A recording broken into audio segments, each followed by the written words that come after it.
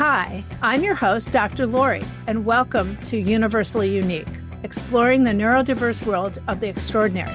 This podcast fosters curiosity and understanding about neurodiversity while empowering individuals with tools for acceptance and inclusion in classrooms, the workplace, and communities.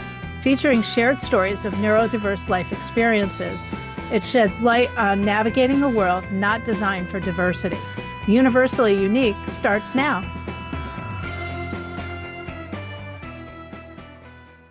Hi, welcome. I'm Dr. Lori, and this is Universally Unique.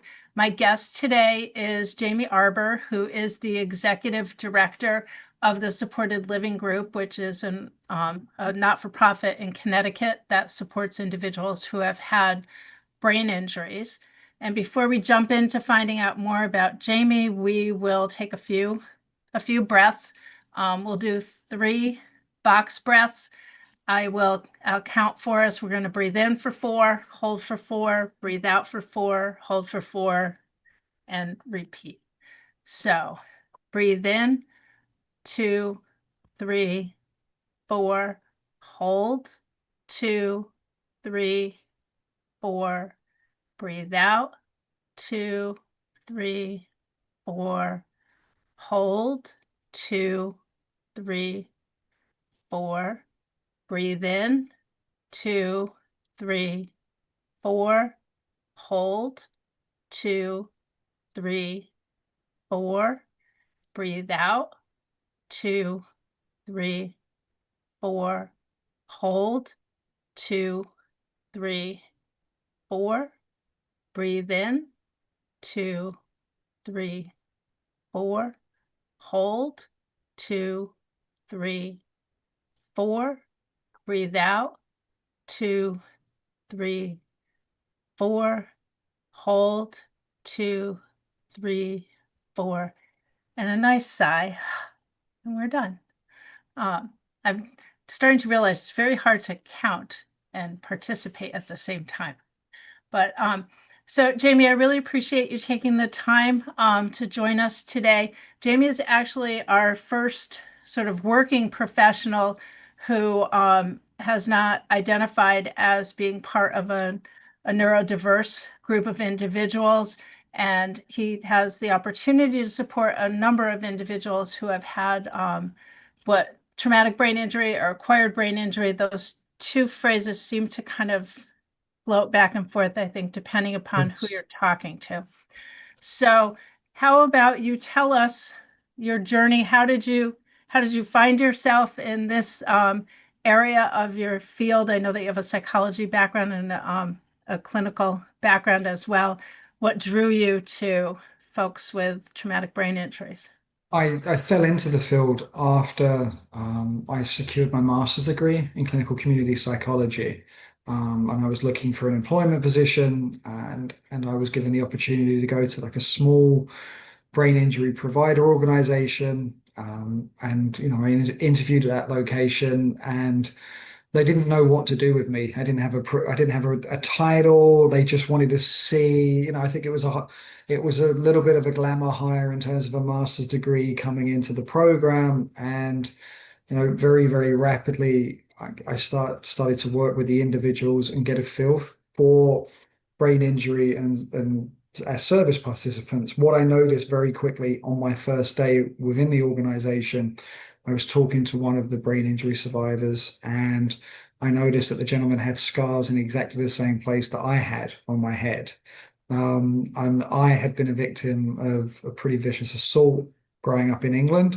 In my early 20s, I got hit with a crowbar and a construction bar, and was kept in hospital for almost a month. They wouldn't let me leave. They wouldn't let me fly back to continue my studies, because they were worried about brain swell. But they didn't really go into the whole traumatic brain injury piece while I was there, or acquired brain injury while I was in hospital at the time. So I was kind of blissfully unaware that I had been a victim of a TBI.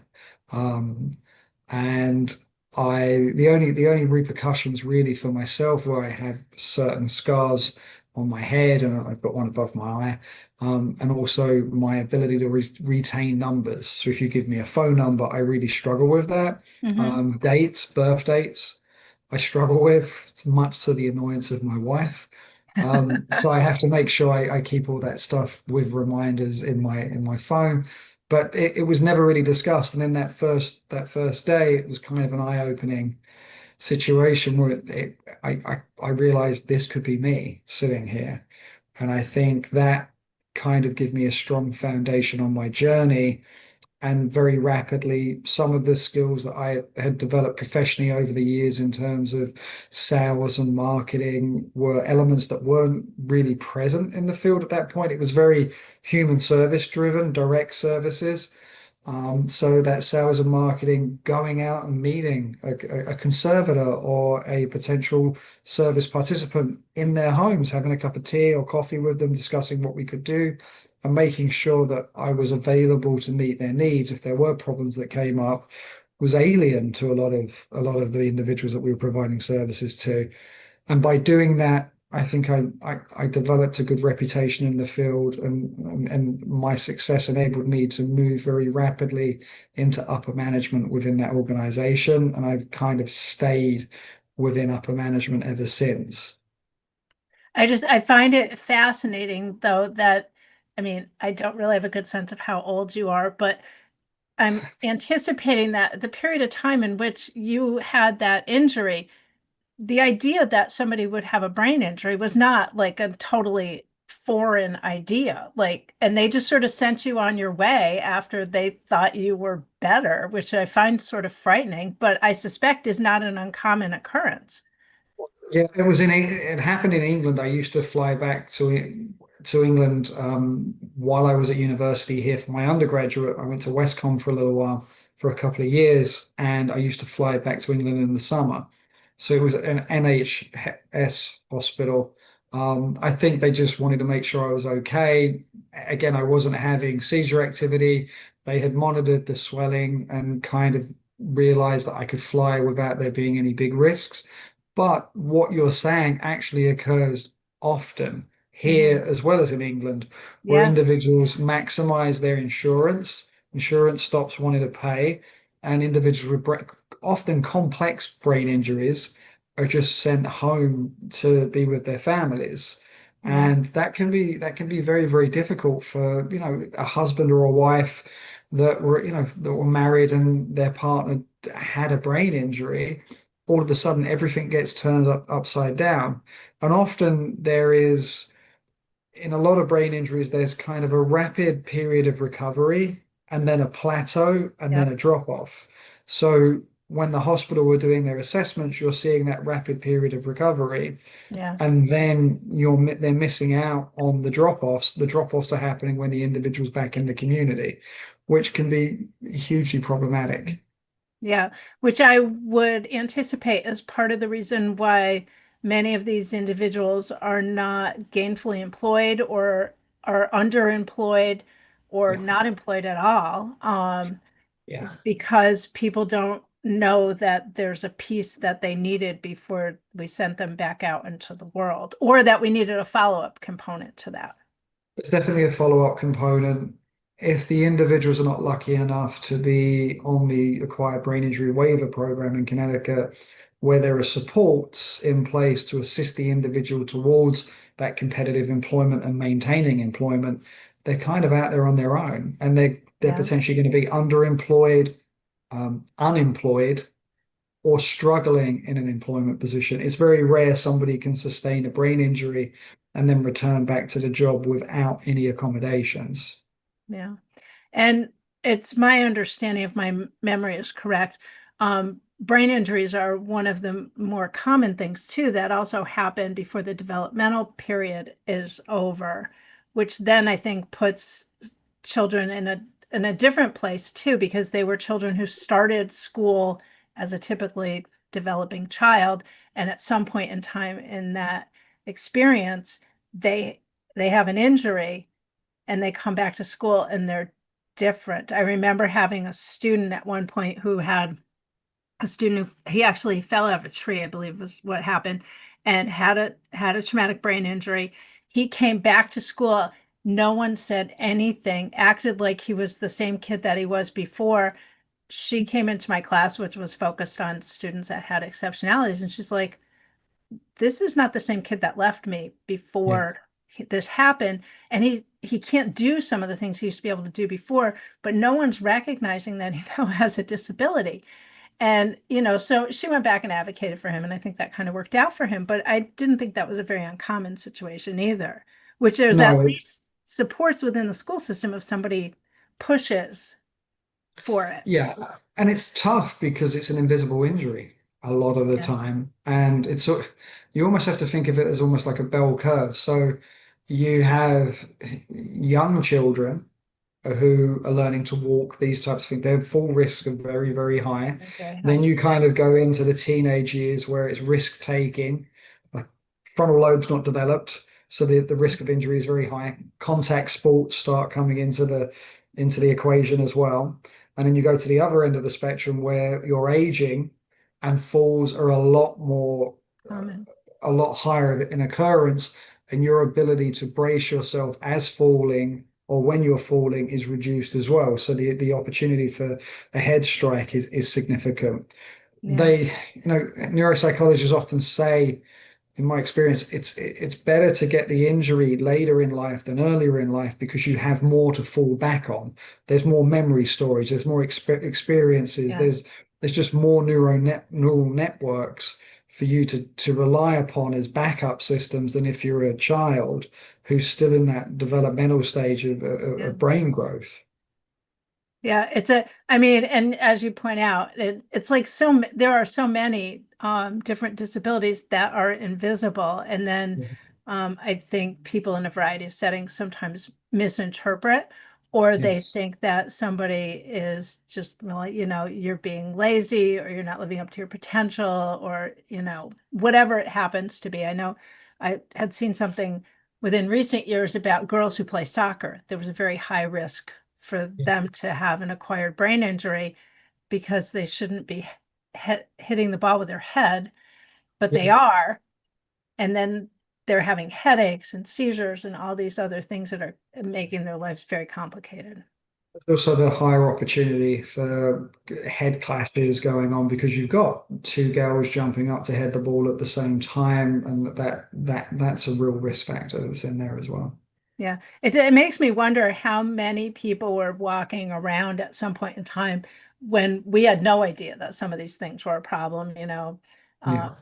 when, kids were playing football and they would have a concussion that more often than not, unfortunately, the coach would say, "Oh, you got your bell rung, get back up and get Yeah. back in the game."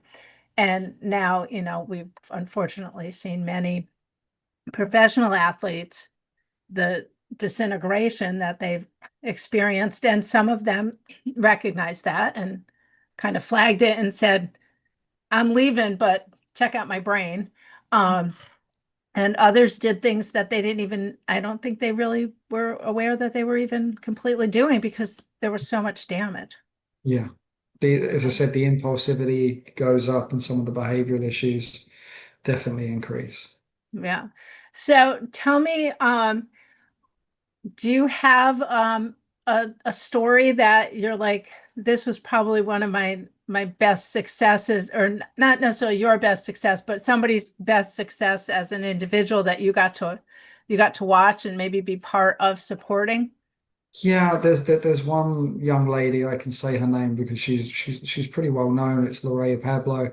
Um, she is a growing artist in the disability community. Hmm. She actually suffered a stroke at the age of 26. Oh, wow. She was a mother, two children, and had the Mm. stroke. And when she was in the recovery after the stroke, she had left-sided physical weakness, and she had expressive aphasia, which means word finding difficulties because of the nature of her brain injury, and some of the memory elements are also incorporated into that brain injury alongside the functional elements.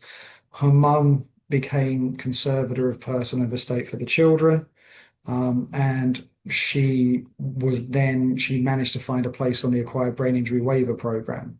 So when I first met Lorraine, it was early 2010.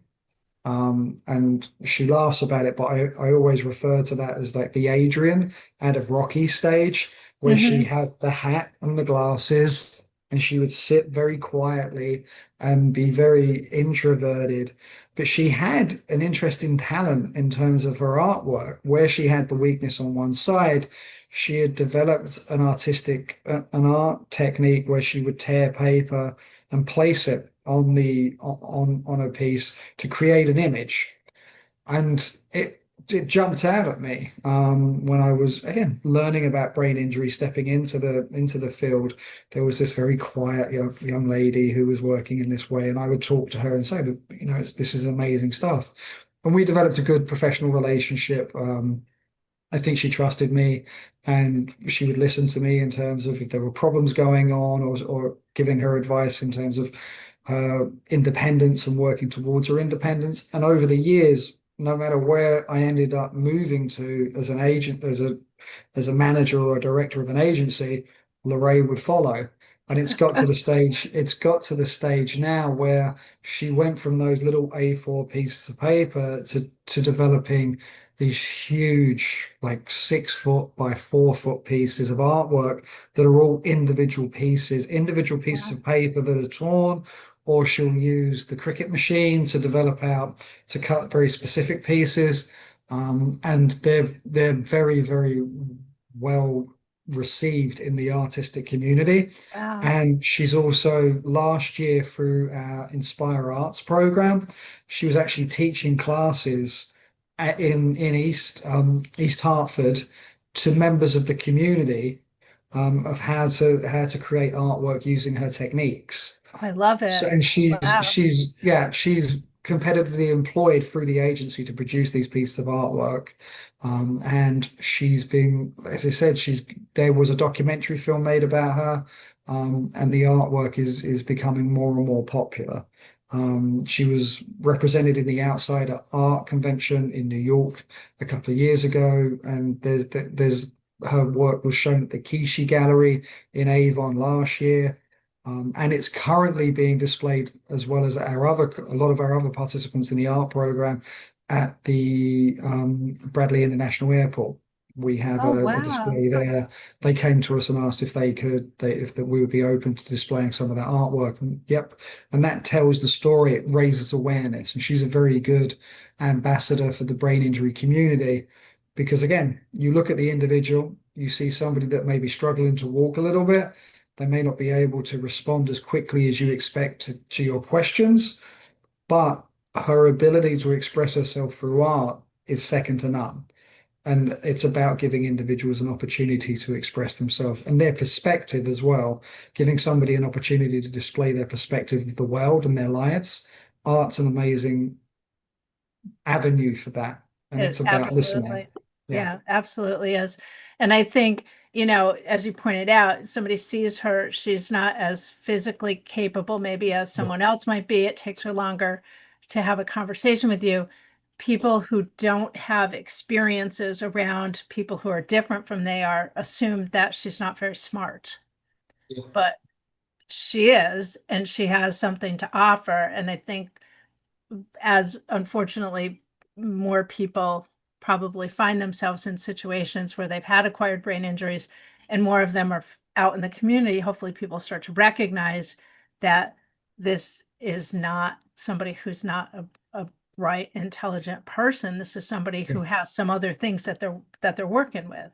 You know, Yeah. And we see that a lot. Individuals. We have another participant who is in the process of developing his own business, and that individual, was a contractor. Went to a job in. He was from Connecticut. He had a state-based job in Massachusetts that he was working on. They had told him and his business partner at the time that the exterior staircase on the building had been checked. He walked out onto it with his business partner and it collapsed 60 feet. His business partner unfortunately passed away immediately. He fell 60 feet basically onto his face, lost his arm, has 20% vision in one eye. Every bone in his face was damaged. And he ended up at QLI, which is a specialized rehabilitational hospital in Nebraska, and then came back. And he's been with us for a couple of years. And to look at this gentleman's neuropsychological evaluation and read it, and it was kind of an eye opener, again, a reminder to even myself, who's been in the field for as long as I have, you can't look at the piece of paper and judge the individual because he came through the door and it wasn't what I was expecting because he was still very much in there, very cognizant, able to hold communications, and I don't like he had maintained a lot of himself. There were some issues with memory and the points of memory being he was drawing from long-term memory rather than short-term memory. But outside of that, you can have a conversation with the gentleman very, very easily. It was actually tough to kind of hold him back a little bit in terms of we tried it. We tried to see how he would be in our woodshop program, and he was he wanted to use all the power tools. He didn't want any support staff. And it was like, no, we get, and it was frustrating for him to be monitored in that way because he had his own ways of doing things. He'd been a successful businessman, independent, and all of a sudden there's somebody else there saying, no, no, we've got to be safe. We need to do it this way. And that was interesting to see as well, Yeah, because you need that's a the way to change. test out. Show me that you Yeah, know how to use that jigsaw, even if your way is a yeah, little bit different. It's safe yeah, enough. Okay, move on. yeah, Um, yeah, I think the other thing that I mean, I know from working within the field of special education for such a long time, uh, acquired brain injury is certainly not my area of expertise. I've had some contact with some folks, but the range is so wide. Like yeah, you have an acquired brain injury, but yeah, no one would ever know it. And there could be somebody who is very physically challenged, communication challenged, maybe not able to move around independently any longer.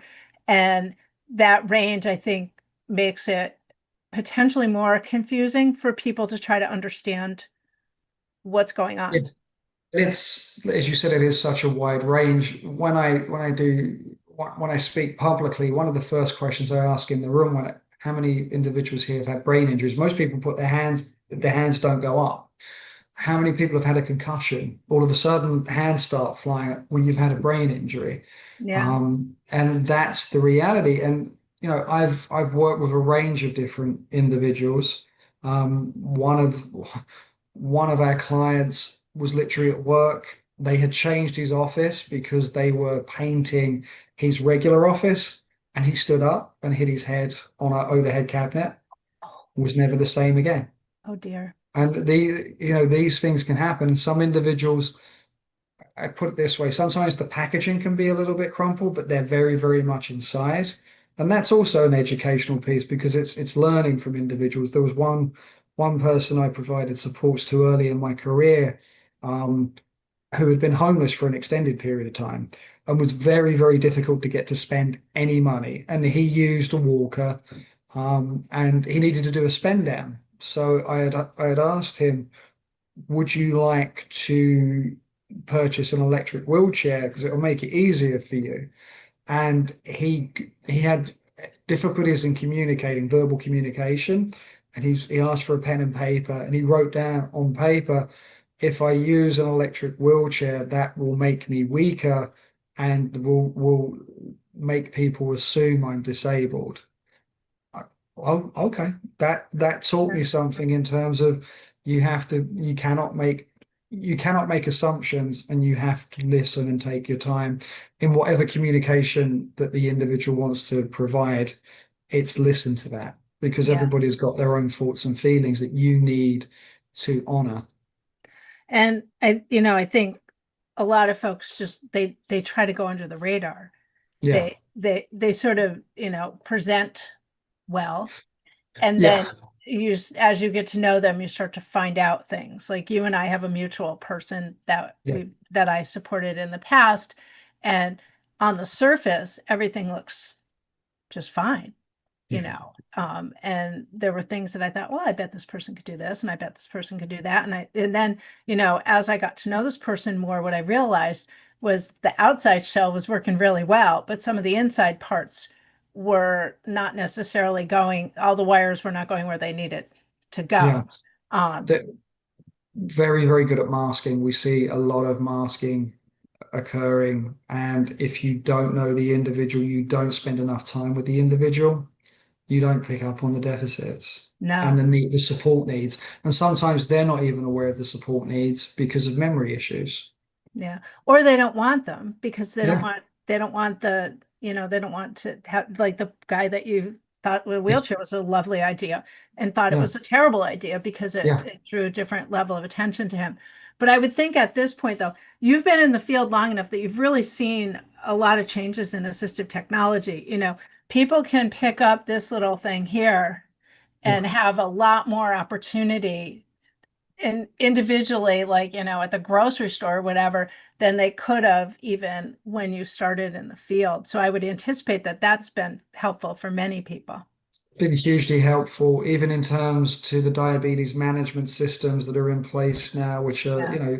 which is huge because that individual no longer needs to be completely dependent upon a staff member to help them regulate and track their blood sugars. It's going on and it's on the apps. Yeah.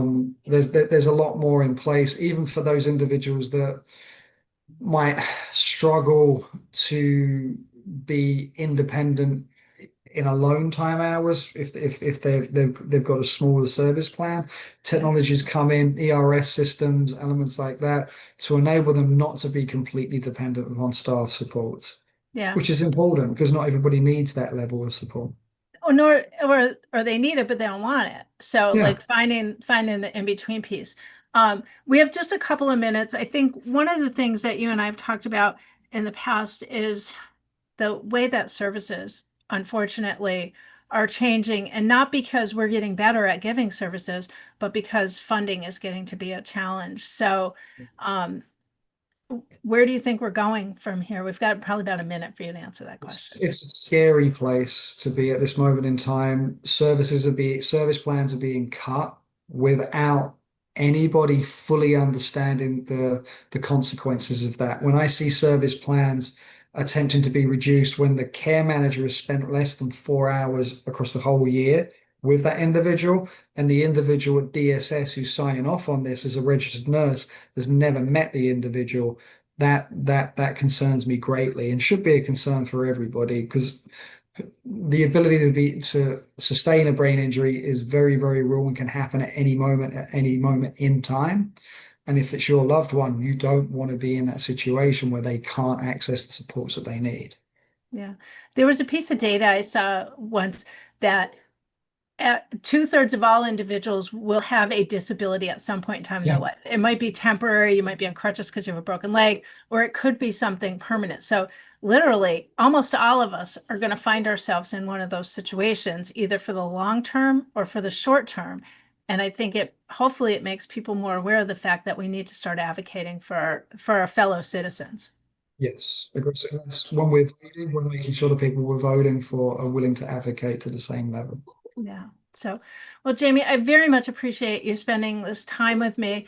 Um, as often happens when I haven't someone come on, we could probably talk for hours, but I'm bringing somebody in for the next episode who is an individual who's actually had several traumatic brain injuries, unfortunately for her, but doing quite successfully in life. And so we may circle back around and come back and ask you some other questions in the future. And I hope that that's a possibility. For sure. Yeah. Okay. All right. Well, thank you to everyone who's been listening. And we look forward to you listening to upcoming episodes as well.